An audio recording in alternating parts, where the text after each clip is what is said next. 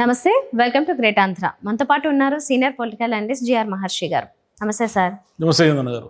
Sir, Mithun Reddy గారిని liquor కేసులో జైలుకి పంపించారు. ఆయన బెయిల్లో ఉన్నారు. అయితే ఐక్యరాజ్య సమితి అంతర్జాతీయ సమితిలో జనరల్ కౌన్సిల్ మీటింగ్కి సంబంధించి 170 దేశాల వరకు పాల్గొంటున్నారు వాళ్ళ ప్రతినిధులు.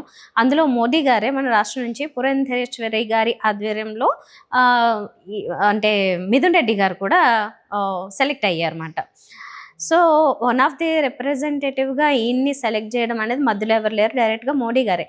ఇక్కడ కూటమి ప్రభుత్వం ఏమో వాళ్ళతో ఉన్నప్పుడు అంటే టీడీపీ జనసేన ఎదురు కూడా బీజేపీతో కలిసి ఉన్నా కూడా వీళ్ళ నుంచి అంటే టీడీపీ నుంచి ఎవరు లేరు, జనసేన నుంచి ఎవరు లేరు. పురంధేశ్వరి గారు అంటే బీజేపీ నుంచి అవుతారు. ఇక్కడేమో వైసీపీ నుంచి మిథున్ రెడ్డి గారిని సెలెక్ట్ చేశారు. ఈ విషయం అసలు జనరల్గా అయితే ఎవరికైనా ఇలా విన్నప్పుడు అదేంటది అనిపిస్తుంది కదా. సో టీడీపీకి జనరల్గానే మింగుడు పడే అంశం అయితే కాదు. సో దీన్ని ఎలా చూడాలంటారు? అంటే ఇదేంటి మిరాకిల్ ఎలా జరిగింది అసలు? ఒకటి, మిథున్ రెడ్డి గారు 3 సార్లు పార్లమెంట్ సభ్యులు, సీనియర్ పార్లమెంట్ సభ్యుల కింద చూడొచ్చు. ఆయన ప్రోటెం స్పీకర్గా కూడా చేశారు.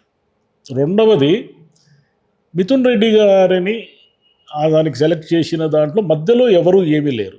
నేరుగా మోదీ గారు ఆ సభ్యులందరినీ సెలెక్ట్ చేశారు. 17 మంది ఏముంటారు సభ్యులు. పురంధేశ్వరి గారు దాన్ని లీడ్ చేస్తారు.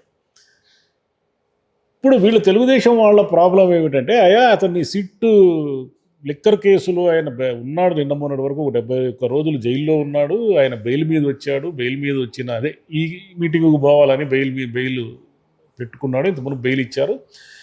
ఇవన్నీ ఎందుకు మీరు అంతర్జాతీయ అంత ప్రెస్టీజియస్ కదా, 171 దేశాలు పాల్గొంటున్న దానికి మనం మన దేశం తరఫున ఇవన్నీ ఎందుకు పంపిస్తున్నారు అనేది తెలుగుదేశం వాళ్ళ కంప్లైంట్. వీళ్ళేదో కేంద్ర మంత్రికి కూడా కంప్లైంట్ చేస్తే, మీ ముఖ్యమంత్రి సాక్షాత్తు బెయిల్ మీద ఉన్నాడు, మరి మీరు ఊరికి అనవసరంగా మాట్లాడకండి అని ఆయన ఏదో అన్నట్టుగా ఒక వార్త. దాంట్లో నిజాలు ఎవరు చెప్తారు? ఈ బృందం చెప్పదు, ఆ మంత్రి చెప్పడు కదా. అది కారణం అయితే చాలా మంది బెయిల్ మీద ఉంటారు. అది కదా పొలిటీషియన్స్.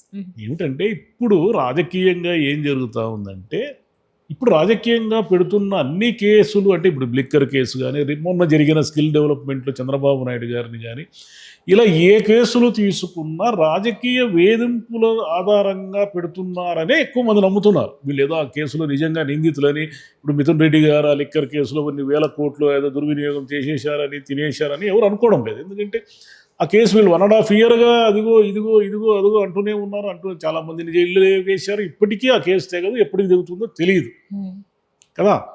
కాబట్టి జైలుకు పోయినంత మాత్రాన, రిమాండ్ విధించినంత మాత్రాన, కేసులు ఉన్నంత మాత్రాన వాళ్ళు నేరస్తులు కాదు. కోర్టు ఎప్పుడైతే వాళ్ళని నేరస్తులని నిర్ధారించి శిక్ష విధిస్తుందో అప్పుడే నేరస్తులు. అప్పటి వరకు వీళ్ళు సభ్యత్వాలు కలిగి ఉండొచ్చు, ఎక్కడికైనా వెళ్ళొచ్చు, ఏమైనా చేయొచ్చు కదా. కాబట్టి దాంట్లో మిథున్ రెడ్డి గారికి సంబంధించి అబ్జెక్షన్ ఏమీ లేదు. ఆయన పంపించడంలో ఏమిటి అబ్జెక్షన్? ఆయనకి అది గౌరవం కూడా కదా. సరే, మీరు ఆయన వేధించడానికి కేసు పెట్టి ఆయన జైల్లో పెట్టి ఇవన్నీ చేశారు కదా. ఇవన్నీ చేసినప్పుడు మరి మీ కూటమిలో ఉన్నటువంటి, పైగా మీ తెలుగుదేశం సంఖ్యాబలం మీద ఆధారపడి ఉన్నటువంటి కేంద్ర ప్రభుత్వము మోదీ గారే స్వయంగా సెలెక్ట్ చేసి మిథున్ రెడ్డి గారిని సభ్యుడిగా పంపుతున్నారు. అంటే దాని అర్థం ఏమిటి? మోదీ గారు మీరు చెప్తున్న ఆరోపణలు ఏవి నమ్మడం లేదు, మిథున్ రెడ్డి గారి మీద మీరు చేస్తున్న ఆరోపణలు ఏవి నమ్మడం లేదు. పైగా మీ పార్టీ తెలుగుదేశం కానీ జనసేన నుంచి కానీ ఒక్క సభ్యుడిని కూడా పంపడం లేదు. ఇది ఒక ఆశ్చర్యకరమైన విషయం. చాలా మంది ఉన్నారు కదా తెలుగుదేశానికి జనసేనకి కలిపి. ఎంతమంది ఉన్నారు? చాలా మంది ఉన్నారు కదా. ఆంధ్రప్రదేశ్లో ఉన్న మెజారిటీ అంతా మీదే కదా. మిమ్మల్ని పంపకుండా బీజేపీ తరఫున పురంధేశ్వరి గారిని పంపుతున్నారు. సరే, ఆమె లీడర్, ఆమె నాయకత్వం వహిస్తారు. పురంధేశ్వరి గారు ఎవరి చేతిలో అయితే ఓడిపోయారో ఆయనకు లీడర్గా ఉన్నారు. ఇప్పుడు మిథున్ రెడ్డి గారి చేతిలో ఆమె గతంలో ఓడిపోయారు రాజంపేట నుంచి. తెలుగుదేశం వాళ్ళు ఏం చెప్పినా ఎన్ని చెప్పినా కూడా కేసులు ఇవన్నీ కూడా అధికారంలో ఉన్నప్పుడు కొంతమంది నాయకుల మీద కేసులు పెడతారు, జైళ్ళకు వెళతారు. ఇవన్నీ కూడా ఈ దేశపు రాజకీయాల్లో వెరీ కామన్. ఇంకా భవిష్యత్తు అంతా కూడా ఆ కేసులు ఉన్నంత మాత్రాన వాళ్ళని ఏదో నేరస్తులని ప్రకటించేసి వాళ్ళకి ఇంకెక్కడ ఏ సమావేశాల్లో అటెండ్ కాకూడదని, వాళ్ళకి ఇంకా అంతర్జాతీయ సమితి, ఐక్యరాజ్య సమితిలో మాట్లాడే హక్కు లేదని ఇవన్నీ అనడం కరెక్ట్ కాదు. ఆయన వెళతాడు, మాట్లాడతాడు. మన దేశ ప్రతినిధిగా ఆయనకి పెద్ద గౌరవం. అది ఆంధ్రప్రదేశ్ రాజకీయాల్లో ఒక గౌరవమైన పాత్ర అది. పురంధేశ్వరి గారిని నాయకత్వం వహించడము, మిథున్ రెడ్డి గారిని అక్కడ వెళ్ళి మాట్లాడము. దీన్ని అలాగే చూడాలి తప్ప మేము ఆయన జైలుకు పంపించినాము, మీరేమో న్యూయార్క్కు పంపిస్తే ఎట్లా అని అడిగితే ఎట్లా? మీరు జైలుకు పంపించారు, వాళ్ళు ప్రధానమంత్రి న్యూయార్క్కు పంపిస్తున్నారు. ఈ తెలుగుదేశం వాళ్ళు కొంతమంది ఏమంటున్నారంటే లేదు వైసీపీ బీజేపీ రెండు ఒకటే హై లెవెల్లో, వాళ్ళిద్దరూ ఒకటేనప్పుడు మీరు మిమ్మల్ని ఎవరు చేరమన్నారు? కూటమిలో చేరారు కదా, కూటమిలో ఉన్నారు కదా, కూటమిలో ప్రధాన పాత్రధారులుగా ఉన్నారు, కూటమి ప్రభుత్వం నడుస్తూ ఉంది, వాళ్ళిద్దరూ ఒకటే అని ఆరోపించడం వల్ల ప్రయోజనం ఏమిటి? కాబట్టి మోదీ గారు తీసుకున్న నిర్ణయాన్ని మీరు గౌరవించాలా, మీకు అంతకంటే వేరే ఆప్షన్ లేదు. లేదా మోదీ గారిని ప్రశ్నిస్తారేమో, ప్రశ్నించండి. ఆయన కదా ప్రశ్నించాలి. కేంద్ర మంత్రిని అడిగితే రుజువు అని ఆయన అడిగితే ఏం ప్రయోజనం? ఆయన ఏం సమాధానం చెప్తారు? అయ్యా నాకేం తెలుసు, మోదీ గారు డైరెక్ట్గా అపాయింట్ చేశారు, నాకేం సంబంధం లేదు అని చెప్పారు. కానీ మోదీ గారికి తెలుసు కదా వీళ్ళు వైసీపీ నుంచి ఈ సభ్యుడు అన్న సంగతి తెలిసి కూడా వీళ్ళని అసలు పట్టించుకోకుండా, అంటే అంత ఆలోచించలేదా, లేకపోతే ఆలోచించి ఒక స్ట్రాటజీతోనే ఇది సెలెక్షన్ జరిగి ఉంటుందా? బీజేపీకి వైసీపీని దూరం చేసుకోవడం ఇష్టం లేదు. ఫస్ట్ పాయింట్ మీరు బాగా గమనించండి. తెలుగుదేశం మేనిఫెస్టోకి సంబంధించి కానీ బీజేపీ ఎప్పుడు తన ఓన్ చేసుకోలేదు.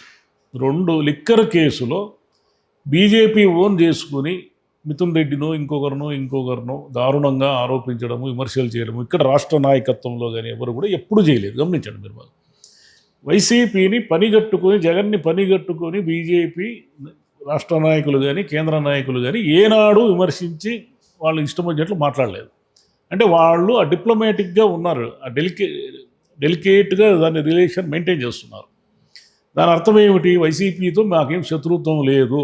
మీకుంటే ఉండొచ్చు, రాష్ట్రంలో టీడీపీకి ఉండొచ్చు, మాకేం శత్రుత్వం లేదు, మాకందరూ ఒకటే అనే అంతర్జాతీయ బృందాన్ని, ఒకదాన్ని ఎంపీల బృందాన్ని మోదీ గారు టిక్ కొట్టారు అంటే ఇంత పెద్ద దేశంలో ఆయన ప్రత్యేకంగా మిథున్ రెడ్డి గారికి గుర్తింపు ఇచ్చినట్టే కదా. గుర్తింపు ఇవ్వకపోతే ఆ పేరు ఎందుకు ఉంటుంది? అక్కడ ఉండదు కదా. అవును.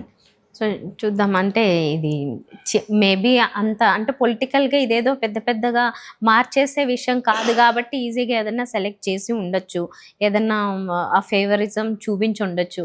ఇలాంటి విషయాల్లో అయితే ఓకే, వేరే విషయాల్లో అయితే డెఫినెట్గా ఏది చూపించలేరు కదా, వేరే అవకాశాలు అయితే ఏమి ఇవ్వలేరు. ఇక్కడ కీలకమైన పాయింట్ మనం అర్థం చేసుకోవాల్సింది ఏమిటంటే తెలుగుదేశం వాళ్ళు జనసేన తెలుగుదేశం వాళ్ళు కలిసి ఏదో రిప్రజెంట్ చేస్తే కేంద్ర మంత్రికి ఈయన పేరు తీసేయండి అంటే కూడా తీసివేయడానికి ఇష్టపడడం లేదు అనేది కీలకమైన పాయింట్.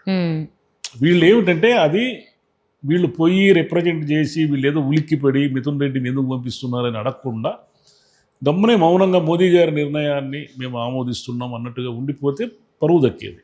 వీళ్ళు దాన్ని అనవసరంగా రచ్చ చేయడానికి ప్రయత్నించి విఫలమైనారు. అది నష్టం. ఇవన్నీ కేసులు ప్రూవ్ అయ్యి అంతా జరిగినప్పుడు కదా ఆయన నేరస్తుడు అయ్యేది. బెయిల్ మీద ఉన్న వాళ్ళంతా నేరస్తులు ఎలా అవుతారు? అందరూ బెయిల్ మీద ఉన్నవాళ్ళు కదా, ఎవరు లేరు చెప్పండి, ఎన్ని పేర్లు చెప్పమంటారు బెయిల్ మీద ఉన్న వాళ్ళ పేర్లు?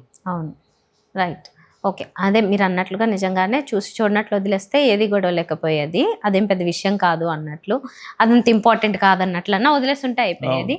దాన్ని వేరేగా ప్రూవ్ చేయాలనుకుంటేనే మెడకి చుట్టుకుంది. Right sir, thank you.